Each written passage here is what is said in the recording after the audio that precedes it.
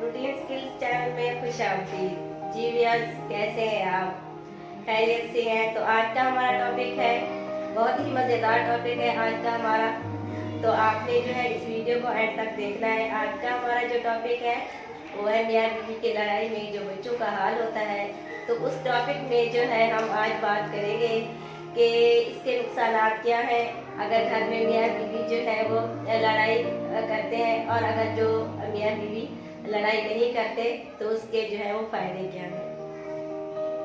हाँ जी, तो सबसे पहले मैं ये कह रही हूँ मियाँ बीवी से कि जिनके घर में जो लड़ाई होती है, सबसे खूबसूरत जो रिश्ता है यही मियाँ बीवी का है, और सबसे ज्यादा दलील ख्वार जो हो रहा है वो यही रिश्ता ही हो रहा है। क्योंकि आपस की लड़ाई जब होती है तो इसी आपस की लड़ाई में जो बच्चों का हाल होता है वो इस टॉपिक में जो है हम आज बात करेंगे कि जब आपस में मियाँ बीवी की लड़ाई होती है तो बच्चों पे जो जहनी असरात होते हैं और उनकी तरबियत में जो असरअंदाज उनकी तरबियत होती है वो उसके क्या मनफी असरात जो होते हैं वो सामने आते हैं। तो सबसे पहले मैं इसी बात से शुरू करूंगी कि हमारे जो मर्द हजरात हैं वो बाहर जाते हैं कमाने के लिए, तो इस बात पे कोई शक नहीं कि वो मेहनत मजदूरी करते हैं, और बाहर की दुनिया जो होती है वो ऐसे है कि जितना इंसान मेहनत करे उतना ही कम है। तो आजकल जो है वो बेरोजगारी भी ज़्यादा है, इसलिए जो है आजकल तो मेरे ख्याल में ज़्यादा ही टेंशनें हैं। तो ये सारी टेंशनें जो होती हैं वो बाप के जो सर होती हैं, तो सारी की सारी उसके तासुरात जो होते हैं उसके मुंह पे नजर आते हैं। शाम को जब थके हारा जो हस्बैंड होता है और बच्चों का बाप होता है वो घर में दाखिल होता है तो उसके जो चेहरे पे तासुरात होते हैं गुस्से के और टेंशन के। तो जब भी वो अगर कोई बात अपनी बीवी से करे तो बीवी जो है वो पहले से जो है रेडी होती है, क्योंकि उसने भी घर का जो है वो संभाला होता है सारा सिस्टम। और आपको पता है कि ये जो बच्चों की तरबियत और घर का जो लेन देन जो होता है वो भी बीवी पर होता है, तो उसको भी हजार टेंशनें होती हैं। तो आगे से जो है वो सही तरीके से बीवी भी वेलकम नहीं करती मियाँ का। तो दोनों में जो है जब वो लड़ाई शुरू होती है तो बच्चे बेचारे सारा दिन जो बाप का इंतजार करते हैं तो उनके जो जहनी असरात होते हैं तो उन पे बहुत असर पड़ता है। पहली बात तो ये है कि यही बच्चे जब अपने माँ बाप की लड़ाई देखते हैं तो ये स्कूल में जाके इनका जो कॉन्फिडेंस लेवल है वो जो है जीरो होता है, क्योंकि उनका जहन जो है वो उसी लड़ाई में रहता है। तब के दर्द के मारे जब बाप और माँ चीख के बात करती है या लड़ाई करती है तो उनका जो जहन होता है वो ऐसे माफ हो जाता है। तो वही सिलसिला जो है वो आगे जारी रहता है। जब वो स्कूल जाते हैं तो बच्चे जो है वो एक्टिव नहीं रहते, क्लास में जो है वो एक्टिव नहीं रहते। टीचर्स है, आजकल जो हमारे टीचर्स हैं वो माँ बाप से भी ज़्यादा बुरा हाल बच्चों का कर देते हैं। जो कि बच्चे पढ़ाई में अच्छे नहीं होते तो वो उन्हें ताने मार मार के बच्चों का जो कॉन्फिडेंस लेवल है वो और जीरो हो जाता है। तो यही बच्चे एक तो घर से जो है परेशानी और टेंशन लेके आते हैं, दूसरा जो है वो उन्हें स्कूल में माहौल ऐसा नहीं मिलता कि वो अपनी जहनी ग्रोथ को कुछ आगे लेके चले। तो इसी तरीके से ये बच्चे पढ़ाई में भी अच्छे नहीं होते, क्योंकि इनका जो है वो जहनी लेवल जो है वो जीरो पे ही रहता है। उन्हें कोई एक्टिविटीज नहीं मिलती, वो इसी सोच में रहते हैं कि शाम को जो है जब हमने जाना है तो जाहिर सी बात है लड़ाई ही होनी है घर में माँ बाप की। तो यही सूरत हाल जब रहती है तो बच्चा जो है वो किसी एक्टिविटीज में स्कूल में जो है वो हिस्सा नहीं लेता, वो किसी ऐसी सरगर्मी में भी हिस्सा नहीं लेता कि जिसमें जो है वो आगे बढ़ने के बच्चे को चांस हो। तो बच्चे का जो जहनी लेवल है वो उसी तरीके से नशोनुमा नहीं कर रहा होता जिस तरीके से एक बच्चे का हक है कि वो उसकी जहनी नशोनुमा जो है वो कैसी होनी चाहिए। तो यही है कि जब बच्चा जो है वो उसकी उम्र जो बढ़ती जा रही होती है 10 से 12 साल का जब वो हो जाता है तो फिर ये जो 15-16 साल का बच्चा होता है ये बाहर बैठना शुरू कर देता है, रात को जो है वो लेट आना शुरू कर देता है कि कम से कम हम जितना बाहर रहेंगे घर में जो है जान छूटी रहेगी तो घर के जो मसले मसाले उनसे जो है हमारा पीछा छूटा रहेगा। तो इसी वजह से जो है वो घर में जो है वो लेट आना शुरू कर देते हैं। इसी तरीके से उसकी जो है वो तरबियत का आगाज शुरू होता है कि बहन से उसकी जो संगत होती है, दोस्ती होती है, सो वो किसी तरीके से अच्छी नहीं होती तो वो उसको अपनी लपेट में ले लेती है। तो यही फिर बच्चा जो है वो 18-19 साल की उम्र में कोई बच्चा जो है वो नशा करने लगता है, कोई बच्चा जो है वो चोरी चिकारी का आदि बन जाता है और कोई बच्चा जो है वो बुरी सोबतों में पड़ जाता है।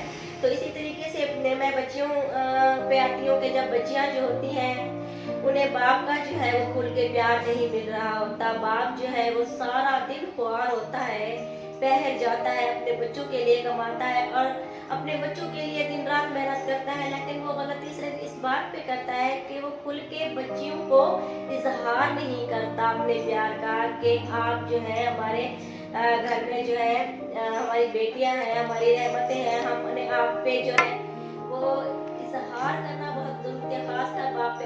और जब बच्ची जो बड़ी होती है तो उसका जो आइडियल होता है, उसका हीरो जो होता है वो बाप ही होता है। और आपको ये भी बताते चले कि जितना प्यार बाप ने बच्चों में कन्वर्ट किया होता है वही कॉन्फिडेंस लेके वो आगे चलता है, बच्चा हो या बच्ची हो। अगर बच्ची हो तो उसमें इतना कॉन्फिडेंस आ जाता है, अगर माँ तो प्यार देती ही है, माँ तो प्यार की कमी बिल्कुल नहीं करती, वो एक अलग बात है कि उसकी जो टेंशन है वो ज्यादा है, लेकिन जब बाप अपनी बेटियों को अपने प्यार का इजहार करता है तो उनमें जो है वो एक अलहदा से कॉन्फिडेंस आता है। जब बाहर की दुनिया में बच्ची कदम रखती है तो उसे कोई तवज्जो देने की कोशिश करता है तो वही तवज्जो उसके लिए बेकार हो जाती है कि क्योंकि उसके लिए बाप की तवज्जो और कॉन्फिडेंस सबसे ज्यादा अहम होता है। और जिन बच्चियों को बाप का प्यार नहीं मिला होता तो वही बच्चियां जब किसी और वजह से जगह से तवज्जो मिलती है तो वो जो है चीजें वो उन्हें अच्छी लगने लगती है। और आपको पता है कि बाहर की दुनिया जो है वो अच्छी नहीं है, तो बाद बच्चियों पे जो है वो मतलब कि धोखाबाजी हो जाती है, बाद बच्चियों पे जो है वो बहुत तरह के इल्जाम लगाए जाते हैं और बाद बच्चियाँ ऐसी टेंशन में लगी रहती हैं कि किसी को जो है मतलब कि वो अपनी टेंशन में वो इसी प्यार और तवज्जो को हासिल करने के लिए वो इसी तवज्जो को हासिल करने के लिए और ज्यादा टेंशन में चली जाती है कि घर में जाहिर बात है बाप भी गुस्सा करेगा अगर कोई चीज का बच्चियों के बारे में पता चलता है। तो कहने का मकसद यही है कि बाप जो मर्द हजरात मेरी ये वीडियो सुन रहे हैं उन्हें मैं ये कह रही हूँ अपनी बच्चियों को जो है घर में तहफ़्फ़ुज़ देने के साथ साथ उन्हें प्यार का इजहार करें, उन्हें बताएं कि आपको जो मुश्किल पेश आ रही है बाहर जाते वक्त आपके साथ वो शेयर करें। वो जो है वो उनको जो है वो बिल्कुल ये बात बताने में बिल्कुल शर्म ना है कि उनके साथ रास्ते में क्या हो रहा है, बाहर क्या हो रहा है, स्कूल में क्या हो रहा है, कॉलेज में क्या हो रहा है। तो अगर आप जो है अपना दबदबा रोब बच्चियों पे रखेंगे तो वो कोई बात घर पे आके जो है वो शेयर नहीं करेंगी कि हमारे साथ जो है बहन ये मसले मसाइल हो रहे हैं। माँ से भी माँ भी ऐसा अपना रवैया रखे कि जो बात बच्चे को बहन से मुश्किल पेश आ रही है स्कूल में, बच्ची को कॉलेज में या रास्ते में, तो वो माँ भी अपना जो है वो रवैया जो है वो फ्रेंड की तरह दोस्तों की तरह रखे ताकि बहन जो बच्ची जो है अपना जो सूरत हाल हो वो माँ को घर में आके बताए।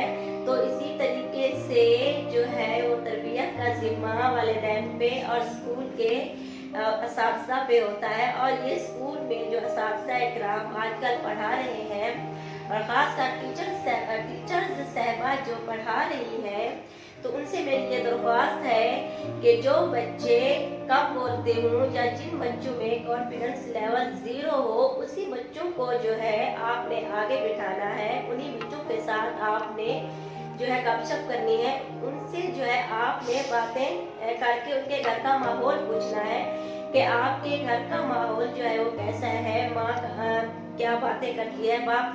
फिर वही बच्चा जो है उसे जो है वो अटेंशन जब मिलने लगती है तो वही चीजें जो है वो बयान करने लगता है। और उसकी जो सबसे ज्यादा उसकी पसंदीदा टीचर्स होती हैं वो उसी को बातें बताना शुरू कर देता है। तो कॉन्फिडेंस लेवल अगर घर से 0 हो रहा है तो टीचर साहिबा जो होती हैं वो जो है बच्चे का कॉन्फिडेंस लेवल आगे लेके जा सकती हैं। लेकिन यहाँ हमारा बदकिस्मती से यही माहौल है कि जो बच्चा टॉप पे जा रहा होता है वही आगे बैठ रहा होता है।